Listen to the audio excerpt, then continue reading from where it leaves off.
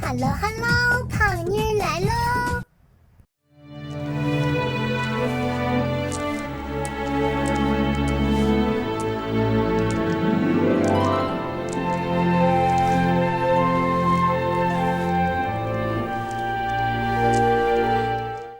胖妮继续带大家过情关。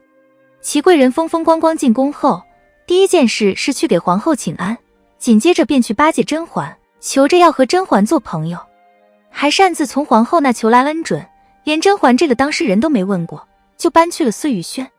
明面上他搬去碎玉轩的理由是觉得甄嬛很亲切，又嫌储秀宫的姐妹不好相处。刚进宫1-2天的齐贵人怎么知道储秀宫的人不好相处？显然他在撒谎。他搬来碎玉轩主要是因为皇上经常来这，好让自己多些与皇上见面的机会。他的丫鬟也适时提醒说，大人嘱咐小姐进宫是要出人头地的。从这句话可以看出来，瓜尔佳鄂敏和甄远道的教育方式是完全不同的。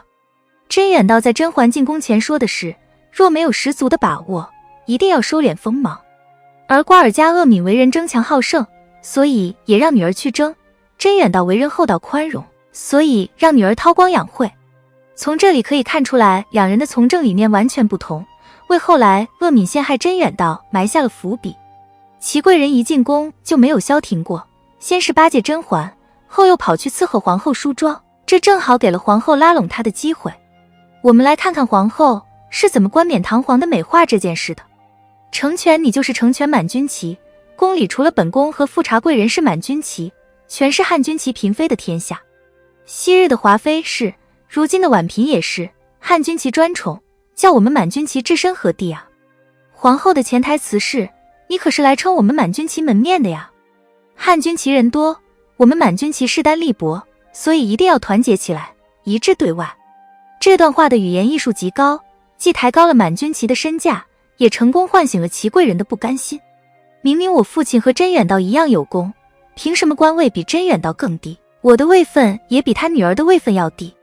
齐贵人真以为皇后是赏识他，对他好，其实不过是利用他制衡甄嬛罢了。后来在回宫的路上，齐贵人又遇到了年答应。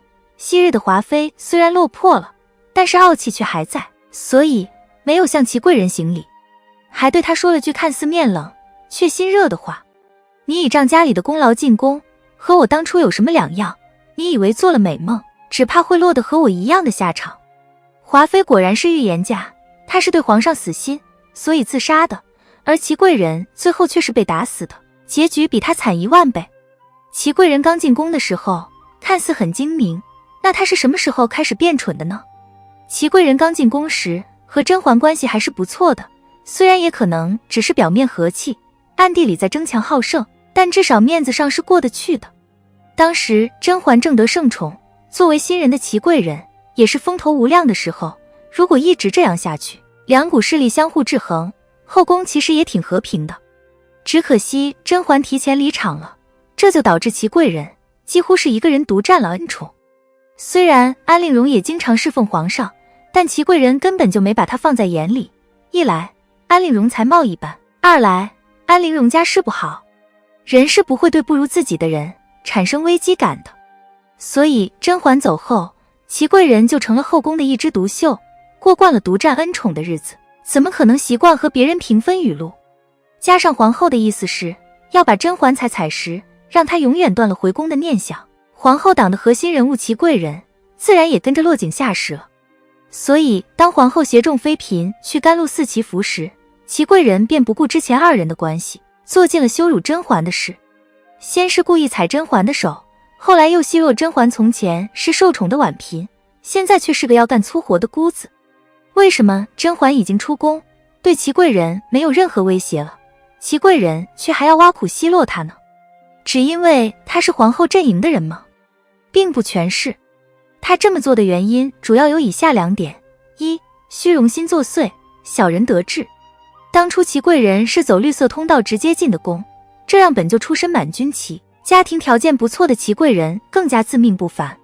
加上他的父亲和甄嬛的父亲同朝为官，又都是扳倒年羹尧的功臣，他更是想处处都和甄嬛比。甄嬛受宠时，他就巴结甄嬛，想通过甄嬛多见皇上，多成语录。现在甄嬛落魄了，他的优越感就出来了，想起从前还巴结过甄嬛，他更要在甄嬛面前露一露脸，想秀一下自己现在的好生活。这种感觉就像以前找你借钱的亲戚，现在他发达了，而你落魄了，他就要过来显摆炫耀，一样的道理。祺贵人就是这样，一副小人得志的样子，全然忘了当初是如何讨好甄嬛的。二，做了亏心事，想除之而后快。甄嬛出宫的同时，她的父亲也被祺贵人的父亲诬陷栽赃，导致被皇上贬官，流放到了宁古塔。虽然也是皇后的授意，祺贵人父亲才摆了真远道一道，但毕竟事是他们父女俩干的。聪明如甄嬛，又怎么会不知道这背后的利益链呢？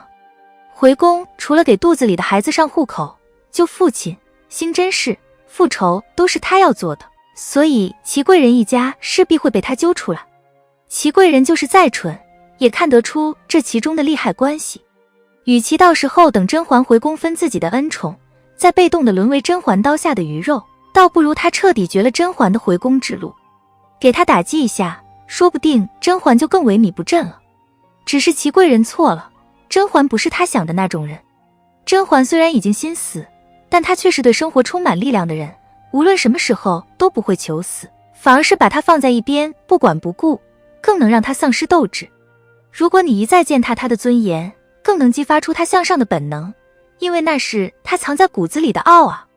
其实生活中祺贵人这样的例子并不少，你光鲜亮丽的时候，她巴狗似的往上贴，一旦哪天你落难了，第一个来踩你的也一定是她。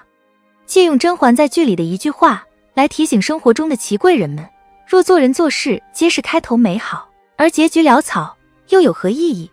倒不如像松柏，终年青翠，无花无果也就罢了。祺贵人的起点比谁都高，结局却比谁都要惨。他的一生像极了开头美好，而果子酸涩的杏花。人得一时，千万别忘形，不要忘记来时路的艰难，才能随时拥有再来一次的勇气和魄力。好了，本期的影片就到这里，订阅胖妮，下期更精彩。